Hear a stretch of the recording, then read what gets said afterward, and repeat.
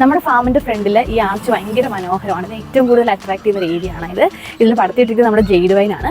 മഴക്കാലത്താണ് ജെയ്ഡ് വൈനിൽ ഏറ്റവും കൂടുതൽ റൂട്ട്സും പുതിയ തൈകളും ഒക്കെ ഉണ്ടാകാനും എയർ ലെയറിംഗ് ഒക്കെ ചെയ്യാൻ പറ്റിയ ബെസ്റ്റ് ടൈം. അപ്പോൾ ഇന്ന് നമ്മൾ കാണിക്കാൻ പോകുന്നത് ജെയ്ഡ് വൈനിൽ എങ്ങനെയാണ് പുതിയ പ്ലാന്റ്സ് ഉണ്ടാക്കുന്നത്, എങ്ങനെയാണ് എയർ ലെയറിംഗ് ചെയ്യുന്നതെന്നാണ് കാണിക്കാൻ പോകുന്നത്. ഞാൻ പ്രധാനമായിട്ട് വേണ്ട ഇതുപോലൊരു പ്ലാസ്റ്റിക് തിൻ ഷീറ്റാണ് കേട്ടോ, തിൻ ഫിലിം മുറുക്കി എടുക്കാൻ പറ്റുള്ളൂ. പിന്നെ നന്നായിട്ട് കെട്ടാനൊരു ചണവും. ഞാൻ സാധാരണ ചെയ്യുന്ന ഇതുപോലുള്ള ജിഫി ബാഗുകളിലാണ് കേട്ടോ. ഉദ്ദേശിക്കുന്ന സ്പേസിൽ ഈ ഒരു ലീഫ് ഉണ്ട് ഭാഗമുണ്ടല്ലോ, ഈ ലീഫിൻ്റെ പോർഷൻ ഇങ്ങനെ കട്ട് ചെയ്ത് കളയണം കേട്ടോ. നോഡിൻ്റെ അപ്പുറം ഇപ്പുറമായിട്ട് ഒരു റിങ് ഉണ്ടോ, ഇവിടെ ആ പച്ച തോലിങ്ങനെ കട്ട് ചെയ്ത് കളയണം. ഇങ്ങനെയാണ് നമ്മൾ എയർ ലെയറിംഗ് ചെയ്യേണ്ട പോർഷൻ കട്ട് ചെയ്യേണ്ടത്.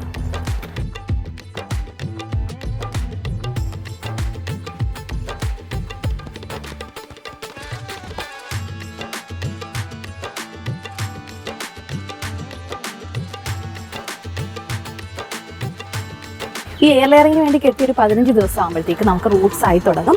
അത് ഈ കവറിന് മുകളിലൂടെ കാണാം നമുക്ക് റൂട്ടുകൾ ആവുന്നത്. ഇങ്ങനെ ഒരു ക്രീം കളറിൽ റൂട്ട്സ് ഇങ്ങനെ വരും. കണ്ടോ, നമ്മുടെ ബോളുകൾ ഇതുപോലെ ഇങ്ങനെ ഓരോ പ്ലാന്റ്സ് ആയിട്ട് മാറുകയാണ് ചെയ്യും.